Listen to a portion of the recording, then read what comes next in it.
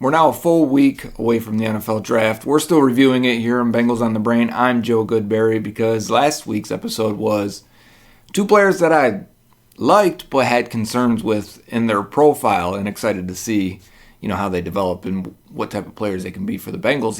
This next episode, today's, are two guys that I'm really excited for and I think could not only elevate part of the team, but make an impact. At least one of them should make an impact early in his NFL career and potentially this year being the third down back, and that's going to be Chase Brown. We'll get to him after our first guy here. And we're going to start it off with DJ Turner, the second round pick out of Michigan. And the Bengals, it was pretty obvious they wanted a corner. It was fairly similar to last year where you could tell that they wanted to get one and get one started to be groomed so that they don't have to throw a rookie out there. Cam Taylor-Britt ended up needing to take the first month and a half with an injury that happened in preseason and then jumped into the starting lineup quickly after that and became a valuable member of last year's team. And I don't think they would have gotten as far as they did without him in round 2, pick 60. Bengals had pick 60 again this year and spent it on a guy that they had a very, very high grade on in DJ Turner. And I talked about this on my Twitter page with subscribers. I believe he would have been a fallback option in round 1. And they were counting down with like 15 picks to go, hoping DJ Turner would still be there at 60. So they're very high on him, and it's easy to see why. We're going to watch the film real fast and look at the athleticism and that speed and the man cover ability that, man, I don't know if the Bengals have another corner that's like this on the roster. Michigan's DJ Turner, number 5 here in the slot, covering just a nice little in route. You can see he's in off coverage. He's protecting here, but he closes really quickly, gets to the catch point, can't affect it. Again, he's kind of short-armed, but I do like that he grabs and ripped at the ball there. You're going to see him play left, right, and slot in today's video, so you'll get a lot of holy moly, this guy is fast. Here's the one play. Yeah, I knew this was coming, but you kind of forget he ran the 4.26, was the fastest at the combine. But then when you see him chase, oh man, you see the speed in this guy. It's just absolutely nuts. With him and Cam Taylor-Britt, they're going to be fast at corner. We get a fade route here. I believe that's Parker Washington, number 3, if I remember correctly. Ball's overthrown, out of bounds. I don't know if this would have been a penalty or not. He just looks so dang athletic, even jumping right there and floating in the air as he's trying to defend the fade. Here's the quarterback, tries to buy time, tries to scramble, tries to make something happen. Turner has no issue running with this guy, being physical, flipping his hips. It looks like he's given 50% of his energy, and he's still orbiting around this receiver like he's so much more athletic than he is, which he is, and which is nice. And you'll see him on a lot of these vertical routes. He does a really good job staying on top, staying over the receiver because he's not really threatened. He's not really worried about getting beat deep. And he squeezes these guys to the sideline really, really well. Here's a situation where I do think he could have better ball skills. And this may be the only play he actually gets his hand on the ball out of the 3 games we've got today. And it's mostly an issue with the quarterback and the timing of the tight end. But still, you'd like him to intercept that pass.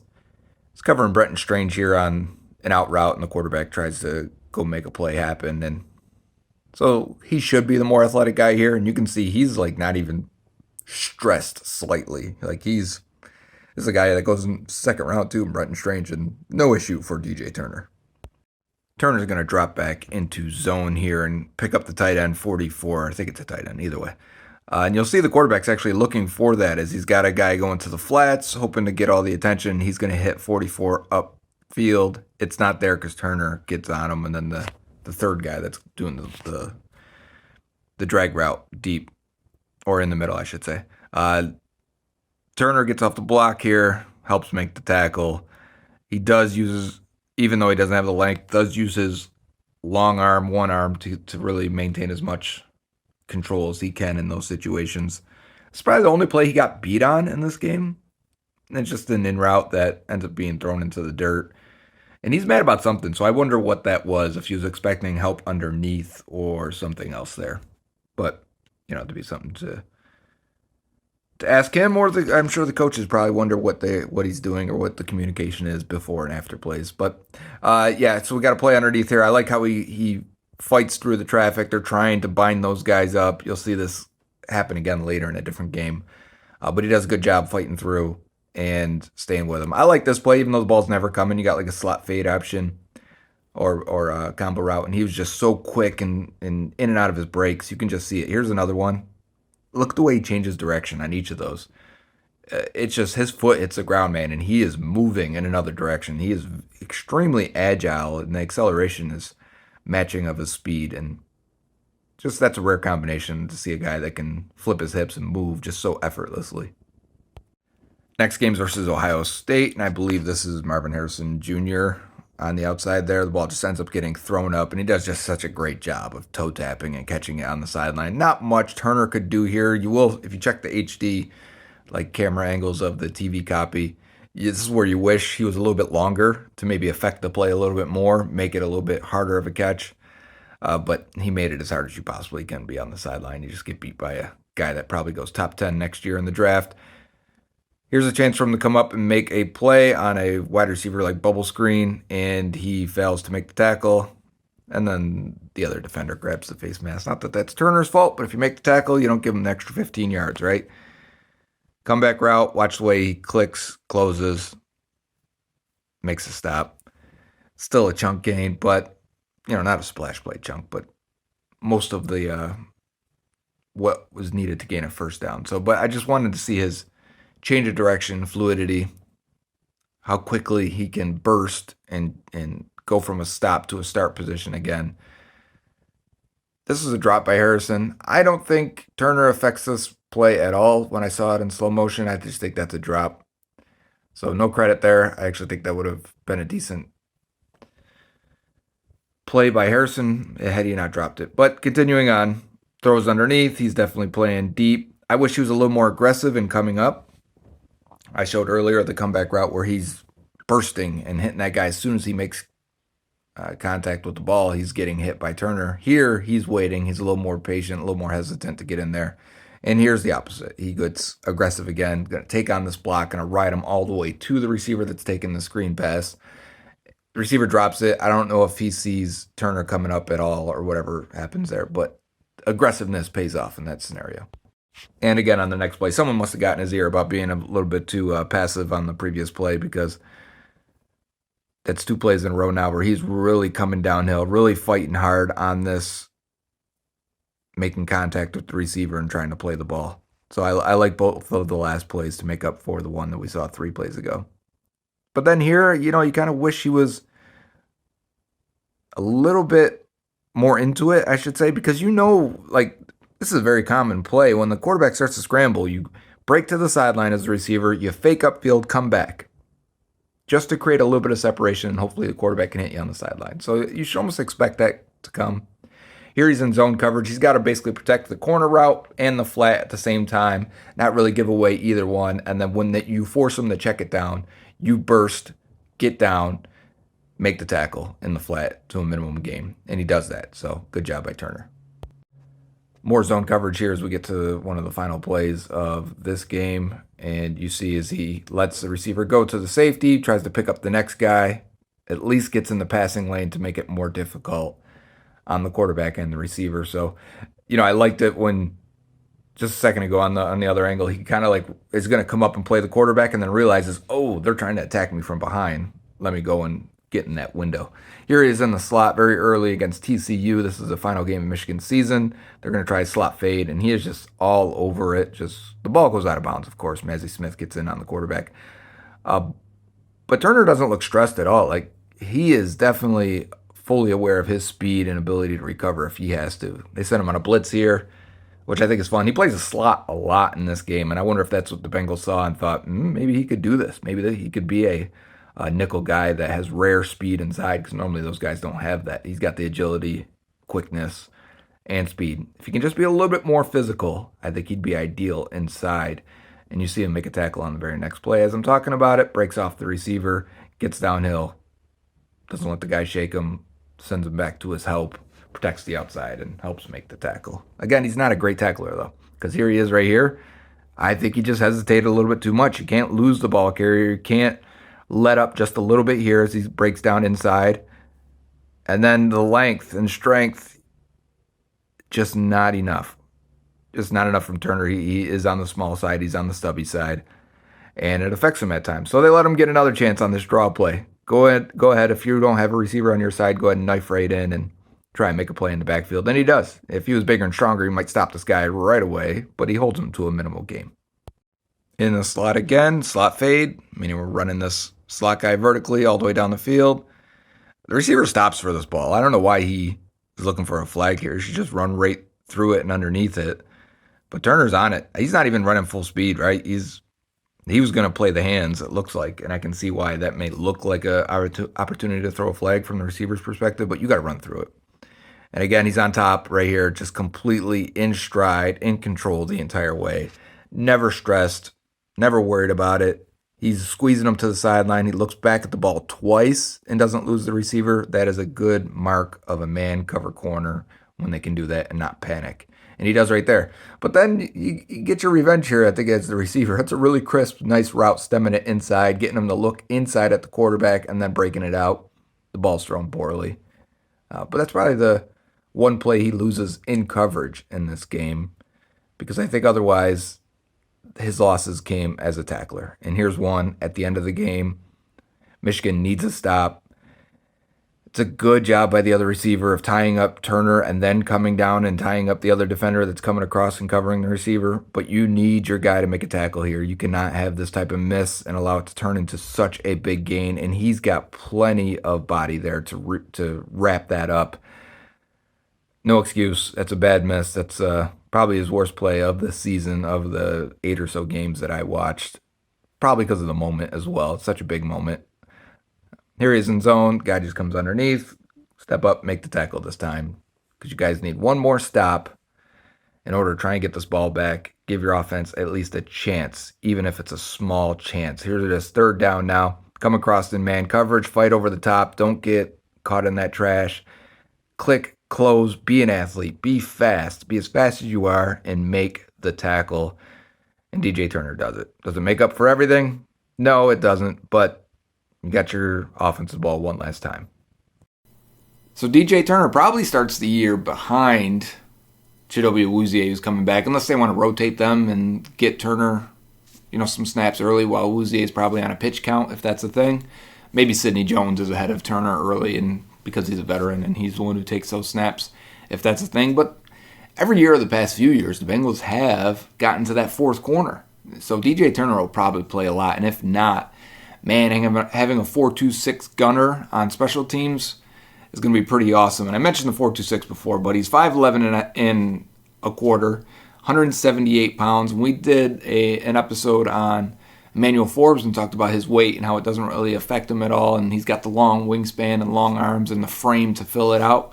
Well, DJ Turner's only got 30.75-inch arms and 73.38 wingspan, which would be as small as anyone that is trying to play boundary corner in the NFL, and especially in this draft, that would be the shortest wingspan of any boundary corner from this class. Duke Tobin also mentioned that they think he could play inside. That's why I wanted to put that TCU game in there, because I do think with his measurables, he may be a nickel corner in the future. Maybe he's like a Leon Hall, the last Michigan guy they drafted, Michigan corner that played outside and would kick inside in their nickel packages and could do both for you. Maybe that's in Turner's future. I do think he is an okay tackler, even though I highlighted a couple bad plays there. I think he'd need to be better if he got inside, stronger if he got inside. We're a little spoiled with Mike Hilton in there, who just lays his body in there. You don't have to get bigger. You just have to be better at it, and as you can see from inside, maybe Mike Hilton can show him the way a little bit, if you will. But 45.4% career completion percentage against DJ Turner. That's the best out of the top 15 or so corners in this class. So that's good news. And 20% forced incompletion rate, 3 interceptions, 15 pass breakups in his career. That's about a 14% of the time he's getting his hands on the ball, which is average. And I think I saw that during the film watching. And I watched a bunch of other games. You can find them on YouTube, where I wish he had better ball skills. They're okay. They're average. I don't think they're great. I would say the same about Cam Taylor-Britt. I don't think he has great ball skills either. And that's typically things I look for. Bengals must not be really into it. I'm saying that even though Emmanuel Forbes had great ball skills and they apparently loved him. So maybe it's just, you pick what you get and you learn to figure out the rest, or you work with the rest. So DJ Turner, I really, really love that speed and agility and change of direction, ability to mirror, click and close, everything that you like in a corner in terms of athleticism and foot and hip technique. He's got it. You just wish he was a little longer, man. He probably would be a first-round pick if he was longer and bigger. No doubt in my mind, actually, with that type of athleticism. Next guy, though. Man, you lose Samaje Perine. Two things first. I want to set it up first. For this running game, for this running back position for the Bengals to take the next step, I said, I think right before free agency started, they need to get faster, more explosive, better in the passing game. Guys that could block and catch and run would be ideal. Because Perine could block and catch. He couldn't run. No one was scared of him. And then the team obviously doesn't trust Joe Mixon to block. He can catch and run, and he's not really the explosive guy anymore, even though he's probably borderline what you would want still from running back one in that position. So the Bengals did nothing with Mixon. They lost Perine. So when you needed a guy from this draft to get into that Perine slot, because I think there were other guys they would have taken that maybe would have been more of the running back one type in Mixon. But if first two rounds go by and Zach Charbonnet goes before you're even on the clock at 60, you got to think that they just saw a group of guys that are probably running back two types. And on our board, Chase Brown was high. He had a 79 grade. That's higher than DJ Turner because it means he's a very safe prospect for what you're looking for. He had 258 pass blocking snaps, which was the most of any college player coming out this year. So while his receiving production wasn't amazing, 56 targets, I think, in his career, or receptions, it may have been receptions in his career, but 250 pass blocking snaps. Not the biggest guy at 5'9.5" and 210-ish. It's a lot like Giovanni Bernard. I think when you watch the tape here, you're going to see a lot of that. Now, I have to warn you, we got one game here, and it's an 8 to 10 minute video. I don't remember exactly. But a lot of bad blocking in this game. Tough front on that defense. One of the guys drafted by the Steelers, so we'll see him more. Keanu Benton, who we featured in our first episode of the draft, Bengals on the Brain season.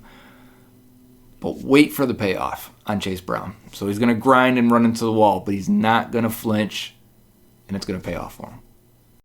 Chase Brown, number 2 right there for Illinois. And watch their own Drew Sample 89 right here. This is going to be a theme of the day as somebody on the O-line cannot get a block. And Chase Brown's got nowhere to go. We're going to see this a lot. I think he had 25 carries in this game. One of his typical games, but it's one of the games where he blocks the most, pass blocks the most. And that's a defensive end, and they're just trying to make sure he gets in the way as they slide protection to the left. And I want you to remember this play. This is a guard and tackle pull to the front side here, but it's a play they're going to run a few times in this game. And, of course, they can't block it up, as it's going to be the theme. So work with me here as we go between him getting nothing and protecting a little bit in pass blocking, which is this is fun, but he's going to get a little toss here at the goal line as he's going to try and run through the safety and the linebackers coming over to help make the tackle and squeeze him. They do a good job here, and they're going to end up stuffing him a bunch here at the goal line for a bunch of different reasons. First one is, like, everyone on the D-line wins across the face of the O-line, so he's got to cut it back, bounce it all the way outside right away. And Wisconsin's doing a great job filling and making the tackle. And again, they're going to let this guy penetrate here as they're going to try and get to the edge, and it's going to be enough penetration that Brown's really got to string it out, and nobody on the front side wins. So again, here we are in a situation where it's like best play so far is a pass block. Take on the guy coming up the middle here after the play action, which allows the quarterback to get the play off and the pass off, and they end up getting a quarterback sneak afterwards for a touchdown. But again, more penetration up front. Chase Brown does what he can with it. Finally gets a little bit of positive yardage. And we're going to rotate back to some pass protection, as those are the highlights so far. But he's going to drop his eyes a bit. Nice swim move by the linebacker just to get a little bit of pressure on the quarterback as the ball is released. Here's a run with a little bit of glimpse of what Chase Brown can offer, and we'll slow it down for you and play it back real quick. And you'll see as we get a little bit of penetration up front and from the edge, both guys here, he's going to cut between them, and then as string the linebacker along and cut back on him. It's only like a 4 or 5 yard gain, but when there's barely any blocking, you got to do what you got to do. Get another toss to the outside, and this time he gets to open it up and use his speed a little bit against the one-on-one defensive back who's going to make miss, give him the leg, take it away. You'll see the high-end speed, how when he hits his foot into the ground and cuts upfield right there. He looks fast and athletic. And you'd like if he makes that last guy miss, but it is what it is. It's a chunk run play. We'll take it. We're back to pass protection on the very next play. And you'll see as he has to take the play action, and now he sees all the way from the outside. The guy's losing his rep. He's going to go out and help him. Very heady play by Chase Brown. And if you recognize this play, the Bengals have run this a bunch, especially with Giovanni Bernard. I'm thinking of the first game, Joe Burrow's first game, where against the Chargers, and also a conversion on 4th down versus the Browns for Giovanni Bernard, where you basically give the play action, let him sprint to the right, and hopefully he's wide open. And he was there, but there was a penalty, so we're bringing it back to the goal line play here, and he's going to try and take this linebacker on one-on-one. You see the lack of power, if you will, there.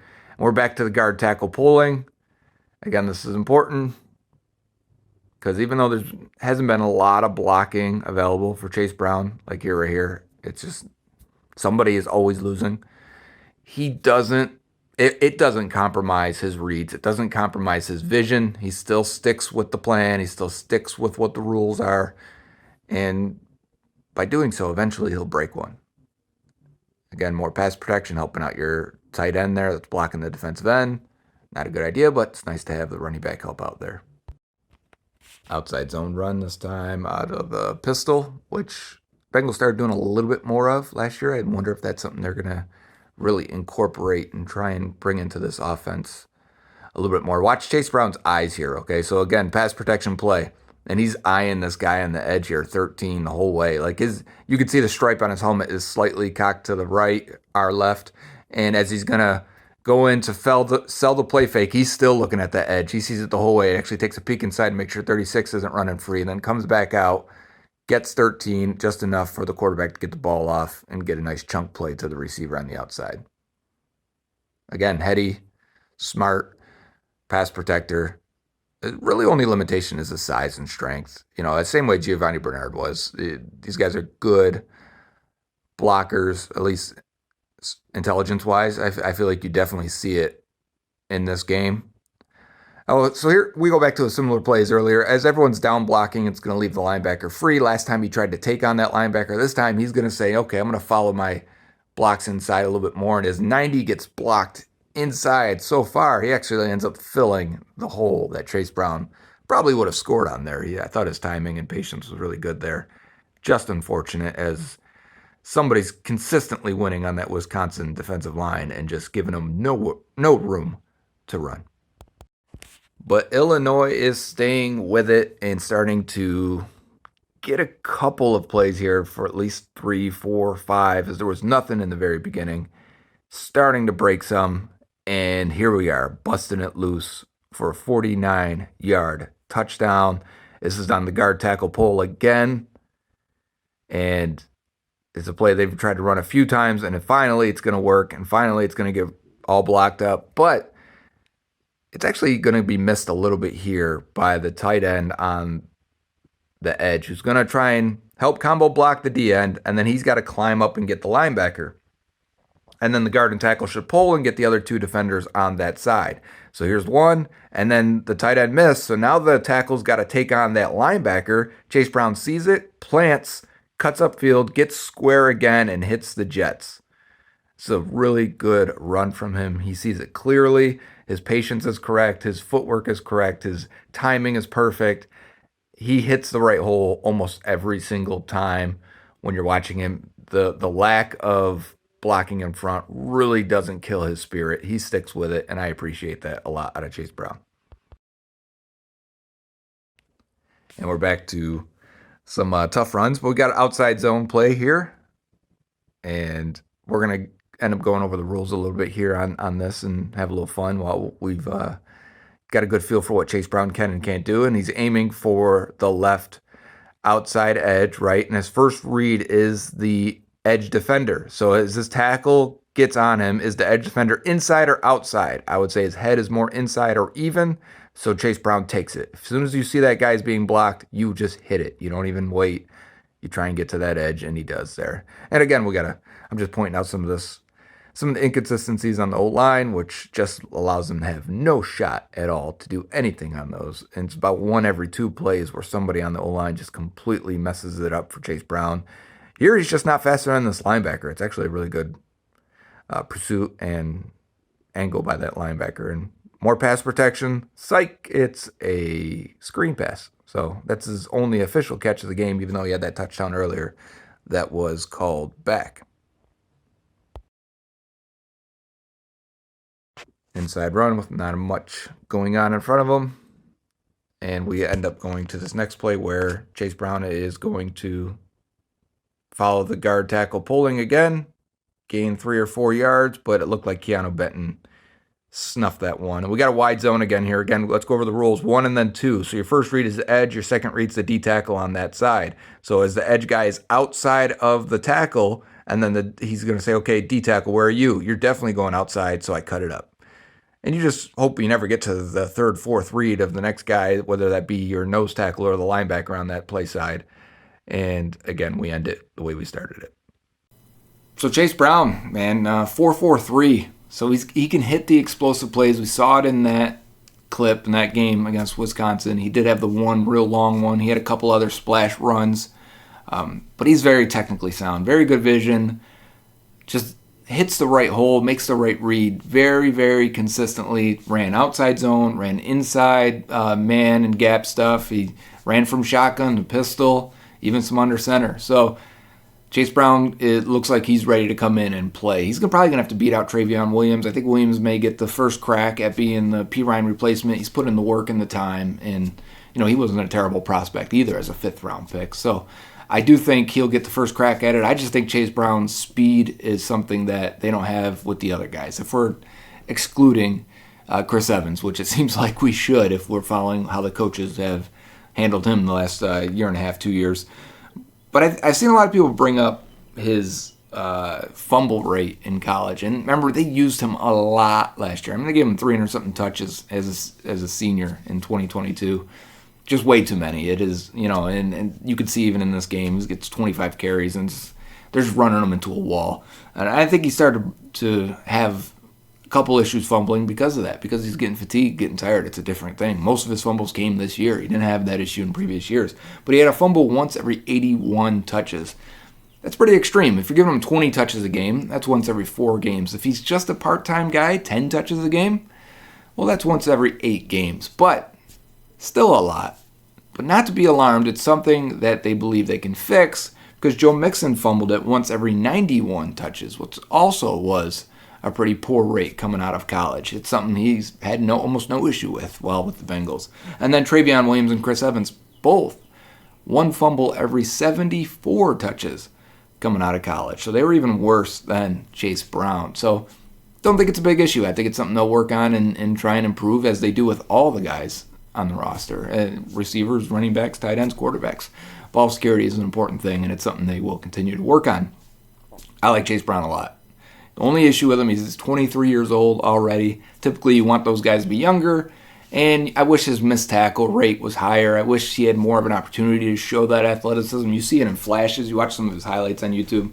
He definitely makes guys miss. I wish it was at a higher rate. But again, we're talking 5th round. I don't need him to be the running back 1 of the future. I just need him to be a mix between Gio and Perine. And I think that'd be a fun player to add to this offense. So I'm very excited for Chase Brown and DJ Turner. I think both guys have a huge role with this team, not just this year, specifically Brown, but in the future Turner's going to start somewhere. And I think even in the next 2, 3, 4 years, Chase Brown is going to be one of the top 2 backs on this roster. So these are the 2 picks that I'm most excited for. Next week's episode will be the most intriguing picks, I guess you can say, of the draft, even though I don't know if I'll ever get to Robbins and Ivy. Ivy, it's like whatever, special teams. Let's see if he makes the roster. Robbins is a punter, and I'm not going to sit here and we could watch punting if you want to, but I think next week's episode obviously will be Jordan Battle and Andre Yoshibas. So that'll be fun. Watching Yoshibas just run and leap over guys and play the ball in the air and run downfield for Princeton, and then Battle. Whew, I'll tell you right now. I said this once before, but if you're still listening, now I'm going to say it again. Battle is the best safety they drafted over the last 2 years with Dax Hill, Tyson Anderson, Jordan Battle. He's the best safety. He just wasn't the best prospect. He's not a better prospect than Dax Hill. The upside for Hill is, he can do it all. He can do everything. Where Battle's going to be Von Bell. You hope he's Bell, and you hope Dax is Jesse Bates, right? Or maybe even more, because he can do more man coverage stuff. First round pick versus second round pick. Maybe that's just a slight difference. But man, I'm excited to show you guys Battle. He's good. He's real good. And that's fun. All right, until next time, guys.